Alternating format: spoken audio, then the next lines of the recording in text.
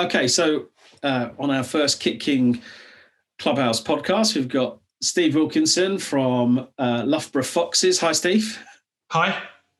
So Steve is a former professional footballer, and forgive me if I miss out a few clubs here, Steve, but from what I recall, we've got Leicester City on the list, Chesterfield, Preston, Mansfield, and Crewe. Yes, I had a month's loan at Crewe while I was still a Leicester player. Oh, yeah. Any others?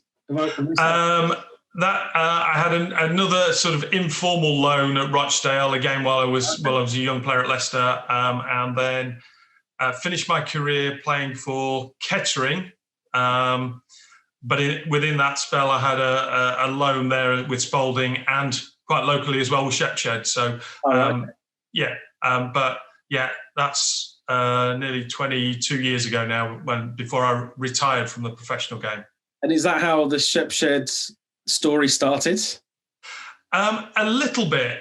So when I realised that I'd moved down the pecking order at Preston and gone from first or second choice striker to becoming fifth choice due to injury, I then had to think about where we relocated. Chesterfield became an option. But actually, both myself and my wife was born and brought up in Leicester. I'd spent since the age of 16 living in Leicestershire and really liked Leicestershire. So we chose Loughborough as a place to set up a new base, which obviously then corresponded with just being across the motorway from Shepshed and picked up one or two links from the past that have then developed in the future. So Steve, your day job now is at Loughborough College. Do you want to talk a little bit about the day job?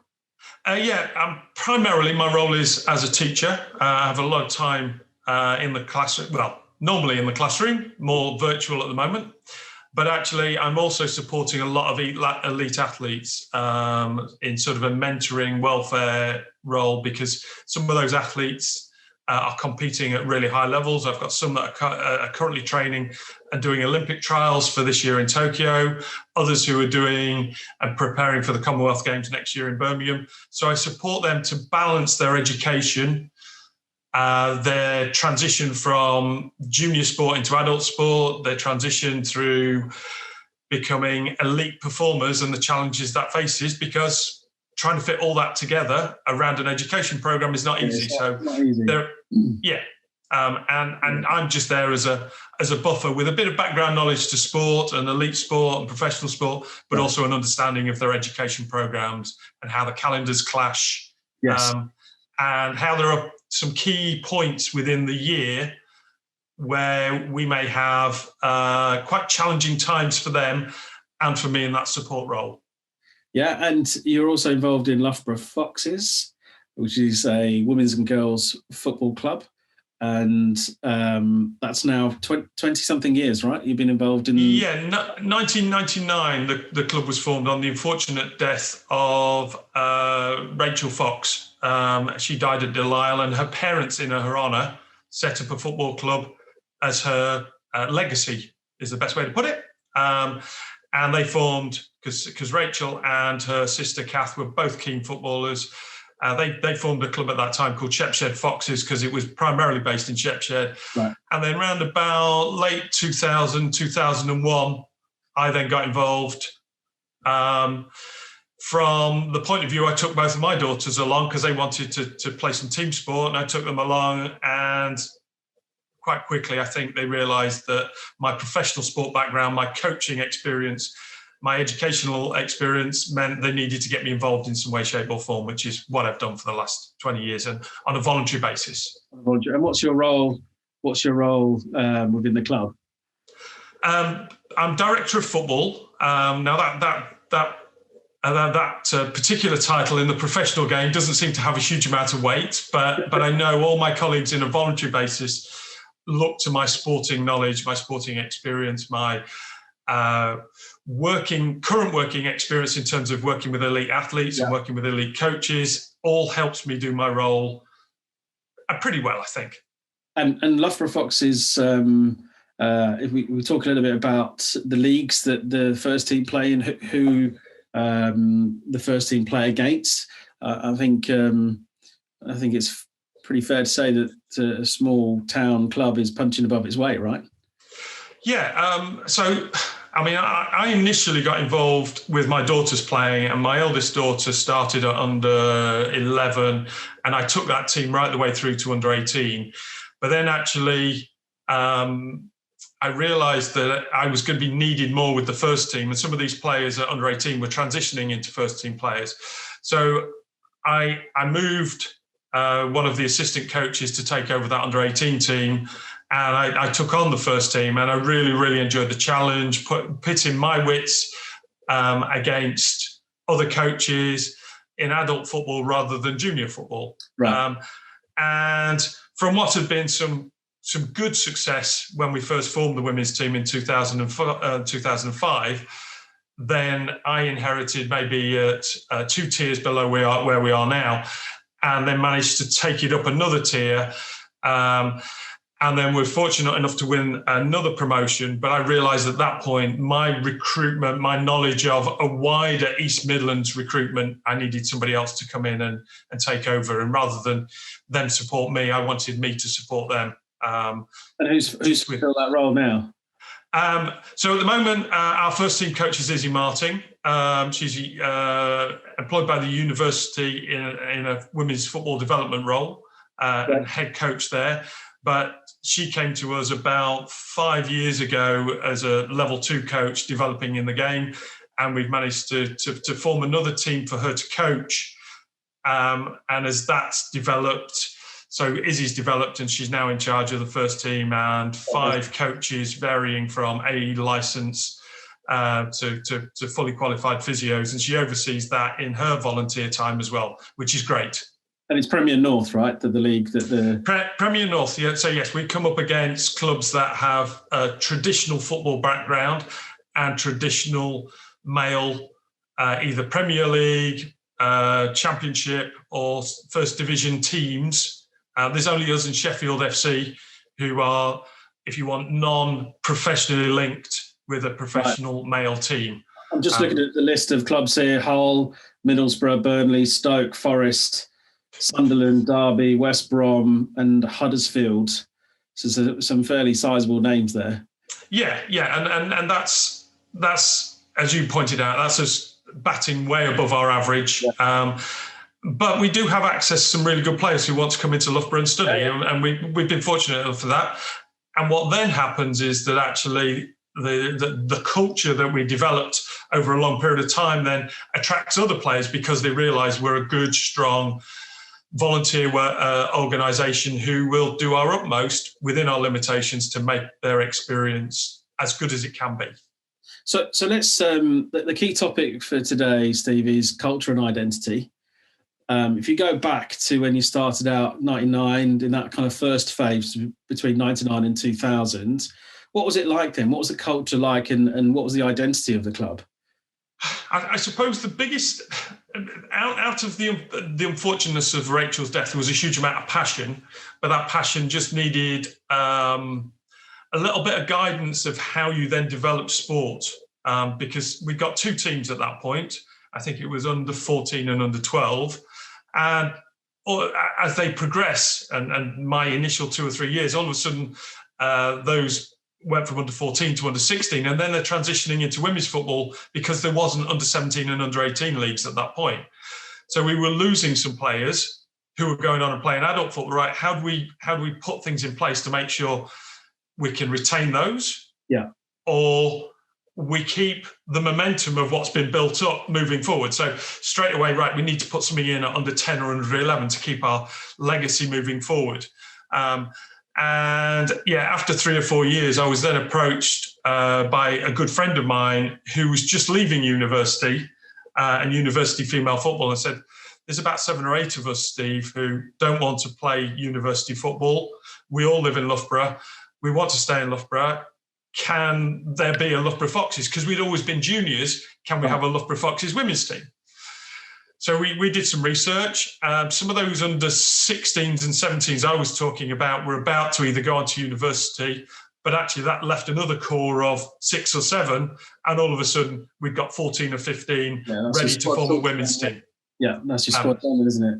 So there's your squad. We built up on the platform at the bottom with under 10 and under 11 teams. So all of a sudden, at the top end and the bottom end, we've now got a structure that allowed exit routes to adult football within our structure, but continual recruitment at the bottom end with links with the local primary schools, and word of mouth.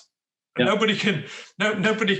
The word of mouth is intangible. How powerful that is. Yeah, absolutely.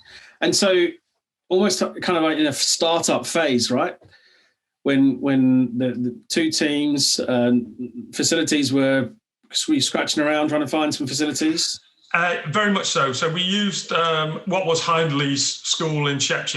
It's changed its name now, but yes, that we used their facilities as pitches, their changing rooms. We managed to get some training facilities in Loughborough, but again, if the majority of players at that time were from Shepshed, that was quite difficult.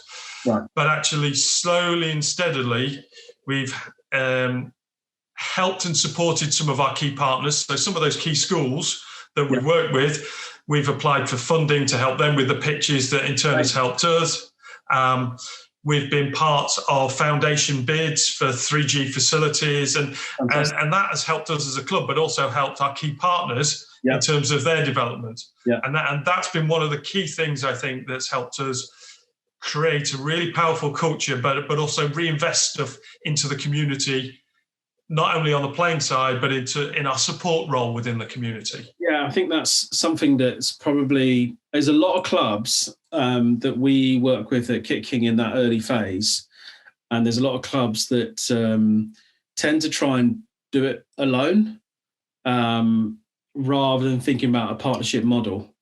And I don't think clubs out there in that kind of, let's say, first 5 years or first 5 teams phase shouldn't really underestimate the power of partnership and joining forces with the schools, councils, etc., etc. There's lots of people out there that will support clubs in their growth, and there are grants, like you say, available if you join forces, and I think that's the critical thing, is the word of partnership.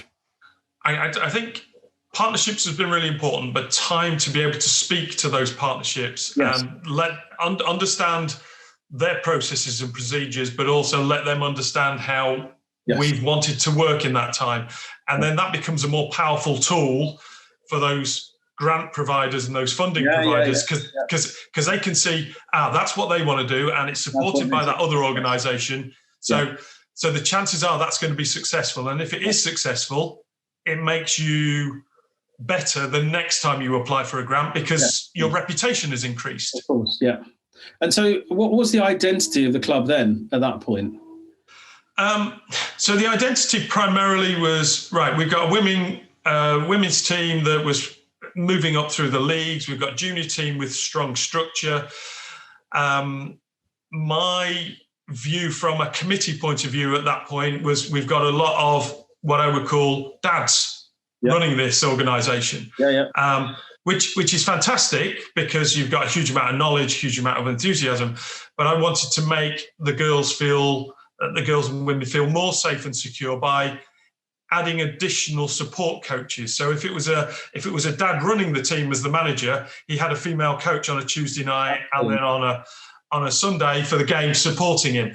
And then through that process, I think by really empowering some of our female volunteers and coaches, we've then got to a point where our first team coach is a female who's taken over from another female who now works at Aston Villa women's team.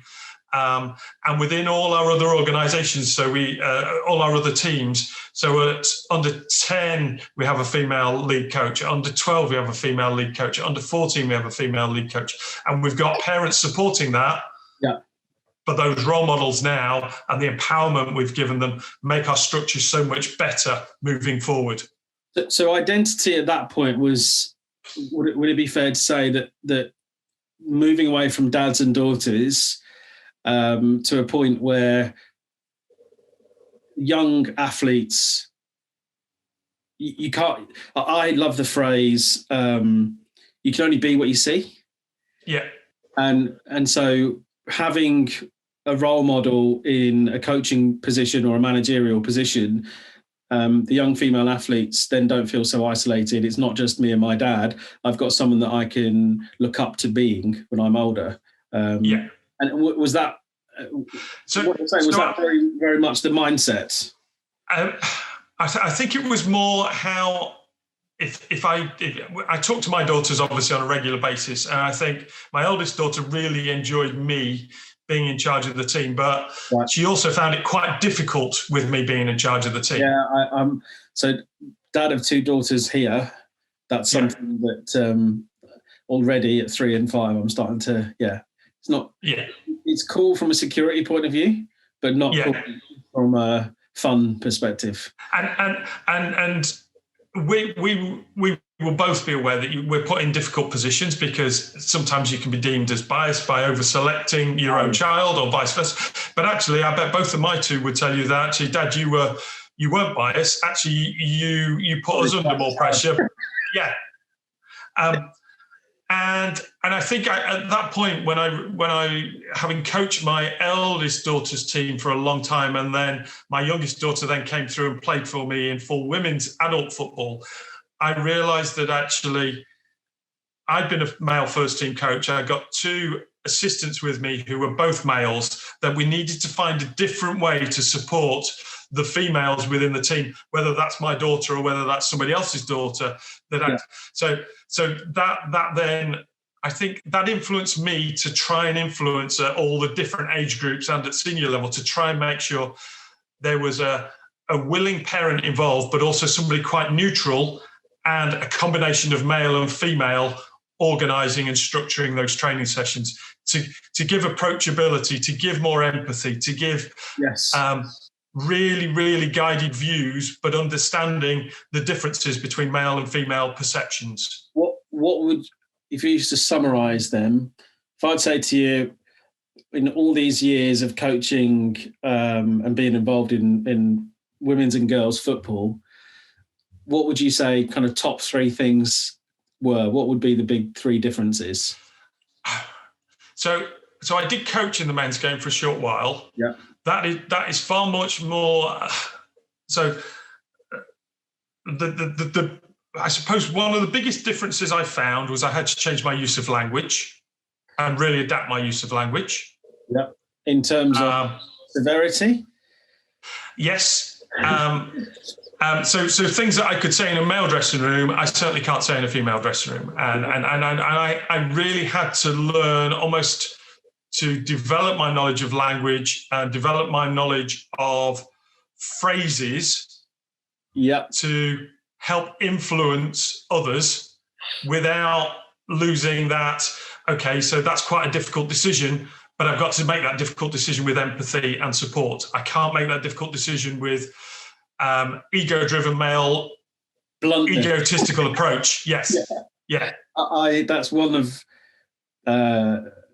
from a personal point of view, that's possibly the biggest learning curve I've had in the women's and girls game. So I went to an all-boys school. I've pretty much got all male cousins. I've got a brother. All the way through, I mean, Loughborough University, when I studied there, was, I don't know, an 8-to-1 ratio of male to female. And so when the opportunity came to coach at Leicestershire under 17s girls, from a technical standpoint, how you play the game, it's the same. But the delivery of the information, it was difficult. It was really tough. And I think it was pretty fair. On the first few sessions, there were times where I could have lost the dressing room by just a sentence. And I'm like, what did I say? What was wrong? Yeah. And I think what you said about having that second person there, second adult or second coach coming at it from a different angle, male, female, complementary team, probably saved my backside a number of times, quite frankly. Because the same message can be delivered in a slightly different way. Different way, yes. Yeah. And I had a error literally 10 days ago with Loughborough Lightning, where I said something and the whole 4-hour training, I said it in the middle of the 4-hour training session, and I think it pretty much killed off the last 2 hours. And the girls were, my sentence was, if we batted like that, we would all be out in 8 or 9 overs, because that's exactly what happened. Yeah. And it just killed the mood. Yeah. And we both came into sport through enjoyment and through our children and through a social part. And actually, even though you work your way up and become a professional coach, a professional sports person, there's lots of professional sports people out there that would still want to do it, even though they're getting very well paid. You take the money away, they would still want to be competing against each other at elite level, because it's about the social and the competitiveness. The money, when you get right to the very top, is amazing. But I still think there's the likes of Roger Federer, there's the likes of Ronaldo would still want to play, even if you took the money away, because they still want to be competitive with their rivals. Yeah.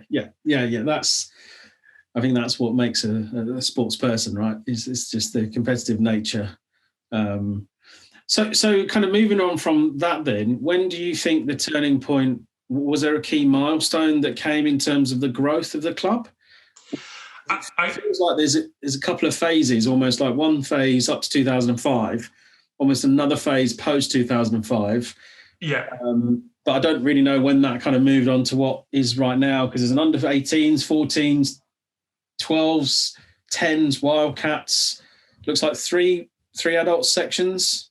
Yeah, so we had 2005 was a key phase for us in terms of our first female women's team playing in a competitive league. We were also very fortunate. One of our players at that point had some land up at Wimeswold. Their parent had some land up at Wimeswold that had been used for football pitches in the past, and said to us, "Would you like to come up and play on our land? We won't charge you. What we want is to create a nice environment." And I used to have men's teams on here, and I lost faith with that because there was too much aggression, Sunday morning, too much. So to have women's and girls' teams up there would be great. So that obviously financially supported us for 2 or 3 years, because there was no need for outgoing expenditure on pitch hire. Yeah. So there was another one of these key links that helped us. And at that point, that coincided with us forming a women's team as well. Yeah. And then round about 2014, 15, 16 time, having one promotion to the league we're in now before getting relegated again, I stepped aside. Jen Sugarman, who's now at Villa, took over first team, but we realised we didn't have enough players to support that model at that high level, which is where Izzy Martin then came in to then, right, we're going to apply for funding, we'll try and set up another team, look at not necessarily the best players in the area, but some of our progressors from junior football feeding into that before they then feed into the first team. Contact we'll get in touch with the university, so 1 or 2 of their players who aren't playing at first team level maybe might want to come to us. And all of a sudden we created another team, really tough for the first couple of years. But that then infrastructure then created something where we got 2 what I would call elite women's teams, with another one that was already progressing up through under 18, ready to become, if you want, a social team at that level. Yeah. And then we were really top heavy because we got 3 adult teams and nothing then coming through at the bottom. Yeah, no base underneath, yeah. So then, right, we need to then structure something at under 10, under 11. How are we going to do that? Got involved in the Wildcats program run by the FA, and all of a sudden then we created an under 11 team that's now under 12. They got younger sisters who then wanted to come along, and they were all of a sudden fell in an under 10 team, which we've set up this year. And in some of those cases, then the words got round, again, word of mouth at the primary school about what we do it and how we run it. And again, positivity from parents has helped us create something right at the very bottom, which has given us this really powerful structure right the way through. I can see that. And so it's really interesting, the journey that the club has been on. So because it's quite classic when it comes to different phases, and you do get this period of being top heavy and not so top heavy, etc., where every club and it goes through a cycle, even at the top flight. But grassroots level, because there isn't quite often that strength in depth, because of various different reasons, you tend to get one way or the other. Clubs get pigeonholed into being a junior club. They're really strong at juniors, but they've got nothing up top, or the other way around. 5 years on. 5 years on, those 14-year-olds are now the first team, and that people talk about the club slightly differently. So going back to the identity side of things, then, what were the club colours at that point? Have they always been blue? No, initially they played in yellow and black, which was similar to what Shepshed Dynamo would wear. So orangey, orange and black. And then a discussion. So in the early 2000s, there was talk of a Loughborough elite football program being run and a stadium being built. Involved a local councillor called Tony Kershaw and a local businessman called Clash Suri, who used to run the cinema in Loughborough. They wanted to create an elite program that involved the men's side playing at a really strong, powerful, good stadium with a strong structure underneath, involving Loughborough FC. And I had conversations with them at that point and thought, actually, this would be good for Loughborough, or Shepshed Foxes at the time, to get involved in that. And then we went from what was orange and black, then to white and blue. And now we've sort of transitioned again into all blue, because that seemed to be the most appropriate colour for us as a Leicestershire-based team. That we felt all blue was going to be the way forward longer term. And before, was it a case of, although you had your club colours, did different teams have different colours, or was it just a case of? So again, we were blue and white, but within individual teams, they managed to secure sponsors, and certain sponsors might want a particular kit brand. So we had a variety from Puma to Nike to Adidas, and then one team then went with Joma, and actually it's only in the last 2 years that we've managed to get every team wearing the same matching kit, both with the home all blue and the change kit of all red, to be uniform across the club, because that was always going to cost us a lot of money, a lot of time, and we needed every manager and committee member to be supportive of that, and then all our sponsors to buy into that process, so that they were happy then to change from what was initially one kit where they got the name on to, right, this is how the club's going to look now for... It's really interesting, the culture in football in comparison to rugby or cricket or hockey. I don't think I've ever come across a rugby, cricket or hockey club where different teams will be wearing a different kit. Whereas in football, it's very, very common. And individual managers have the ability to go and do what they want with their individual side. It's just interesting how the different sports have got different cultures. What was a step change as everyone became one and unified? What was a step change in the club? Was there one? Was there a difference that occurred? I would say we became closer together, but that also coincided. So 2019, one of our senior players unfortunately died of sepsis, Molly. And Molly had been with the club since under 12, had played and then managed, had been a key committee member. And the two things brought us closer together as teams, as players, as coaches, as committee, and as one. So in Molly's memory, the same way as Rachel's memory when the club was initially formed, we wanted to create something as a legacy for Molly. So our Molly's Gift charity now, run by two of her friends and two of the coaches and players within the club, has then given us a way to then further invest in the community by fundraising and then distributing money to support that. Well, all those two key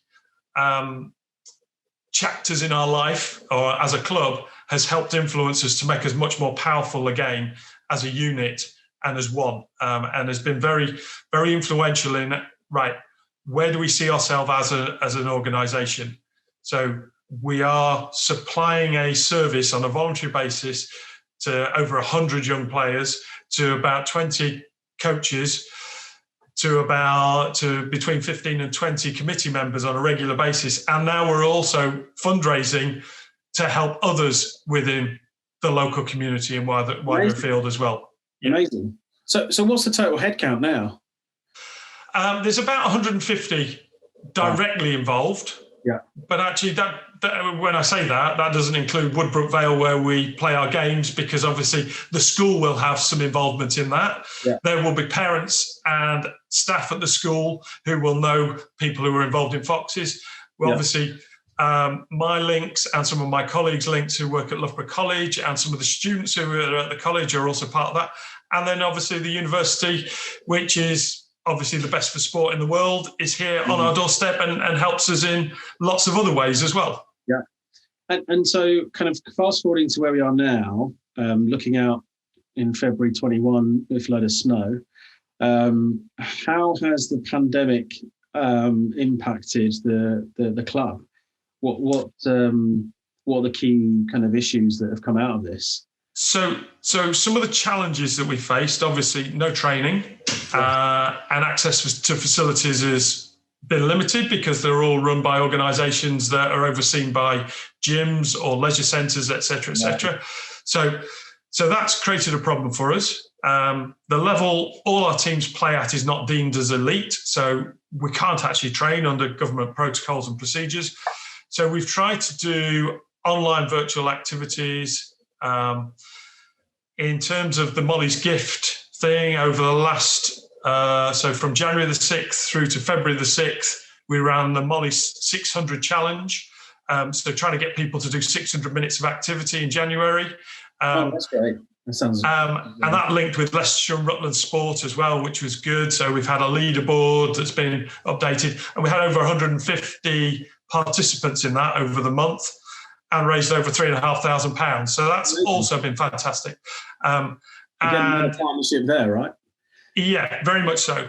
And Emily and Lee that have ran that particular sort of charitable side of the organisation over the last 2 years have had an appearance on East Midlands Today in terms of raising the profile of Molly's Gift further, raising the profile of the club further, raising their own profile, and just showing that culture in and around your organisation can go wider than just being involved in your organisation. Yeah, absolutely. It absolutely can. And so do you see, kind of looking forward, we're all hoping that sports is going to be back very soon, hopefully before Easter, maybe just a touch afterwards. I think the rumour mill is that kids might be first and adults thereafter. What's your thoughts on kind of coming back to norm? Do you see any issues with participation or anything like that? I would say there will be a drop-off. I've got my fingers crossed that won't be significant for us as an organisation. Yeah.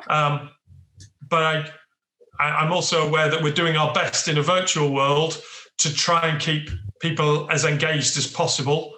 But I know that in lots of situations, or lots of our players have really, really missed their sport. Yeah. And from our juniors' point of view, going out on a Tuesday night and playing sport and having a run around and seeing their friends, from our adults teams on a Tuesday and a Thursday night, being able to meet up, socialise, interact, chat, because we were all missing face-to-face chat. The social aspect of team sports is as kind of important as the physical aspect. And those friendships that are lifelong friendships at the moment have become virtual friendships, right?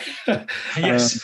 And one of the players I spoke to ahead of this was talking about the fact that they've left the club on a couple of occasions and come back just because of the wider support network that we can offer, and just the the empathy and understanding and the empowerment that they felt through that. Because, yes, they have left on a couple of occasions to go to clubs higher up, but actually it's not been what they expected. Even though the level of football might have been better, the environment wasn't what they wanted and wasn't supportive of them as individuals. Kind of exploring and coming back home is probably, Well, and that's testament to the culture of a club. And by the sounds of it, Steve, that you've created something that's hugely inclusive, and I'm sure it's not a single-handed affair. It's probably a number of individuals that have clubbed together to build something that has grown to this size and scale. And like I say, the top flight's punching above its weight. In terms of grassroots, I wonder how many there are out there, how many girl sections that are as big as this. There's not going to be many. I think for a short time, and I would need to look back through all the junior leagues, but certainly for a little while, we were the biggest junior-only female club in the county. Now, with the number of members, again, female only, we must be pretty high up in terms of certainly Leicestershire, maybe even the wider field of Nottinghamshire and Derbyshire. Thanks. Just got a little person here. Going to Granny and Grandad's house. So when it comes to kind of, if we look forward, where do you think the next phase of the club is?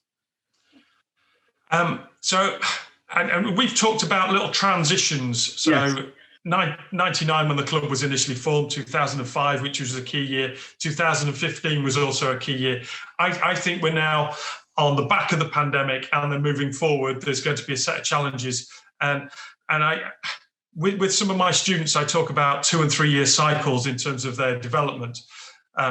So A-levels is normally over a 2-year period, GCSEs is over a 2-year period, BTECs is a 2-year period, university degrees normally a 3-year period. So in their late teens and their early 20s, they go through these transitions. And I think the same applies in volunteer-run sport, that every 2 or 3 years, there's something that as an organisation you need to look at, reassess, right, what's our direction of approach over the next couple of years in terms of moving forward.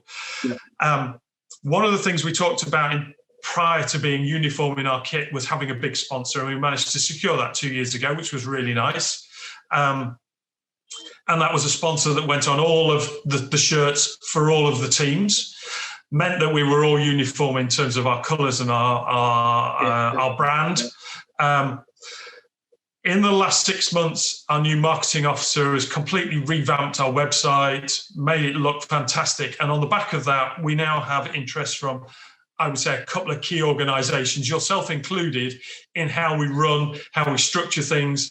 And that's going to help us, and that's going to be something that, as we move forward, if we want to get better, we've got to find a way to access a little bit more funding, access some better players, increase the quality of the coaching. It's a really smart move, Steve, because we obviously deal with thousands of clubs up and down the country, and actually some are based in Europe and dotted around the world.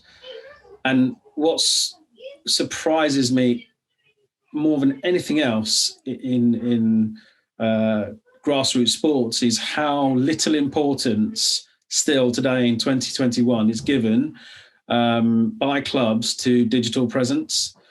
And whether it's the fact that you actually have a head count that you've nominated to do that is a massive step in the right direction. But there are so many clubs out there across multiple sports that just don't have good online presence. And how do you expect parents, parents that might not be involved in sports at all, who might have a youngster who wants to get involved, how do you expect them to find you? How do you expect them to give a judgment? These days your website is your shop window, and that combined with word of mouth together becomes a powerful force.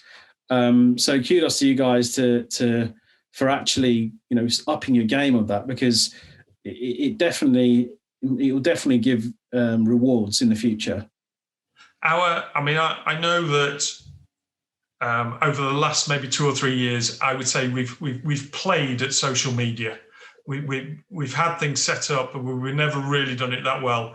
And then Alex got involved with us about a year ago as part of her media degree, and has just taken everything to a completely different level. The benefit for us for that will be in recruitment, in terms of image, in terms of our long-term legacy and our long-term future. The slightly negative side to that is Alex, in doing that, has then been headhunted and recruited to go and work full-time in the media because of partly because of the job she's done, partly because of the things she's learned. But actually, she's actually going to go and work for the Women's Championship and Premier League, doing some media stuff for them down in London. Amazing. So there's a fantastic legacy, and Alex has already put on social media that actually we're looking for somebody to come in now and replace her, but she's still happy to give some support through the transition in that role. And I think that's one of the other things that we're talking about here with culture, that you allow people to develop, they go on and move on into the big wide world in employment, but they still remember the impact that you had, however big or small that may be. 100%, and that's I mentioned to you before we started the Zoom call what our philosophy is, what Kit King's philosophy is on the word club. So C is culture and community, L is growing leaders, U is unification, and B is a sense of belonging. So, I mean, that is a fantastic example of how to grow leaders.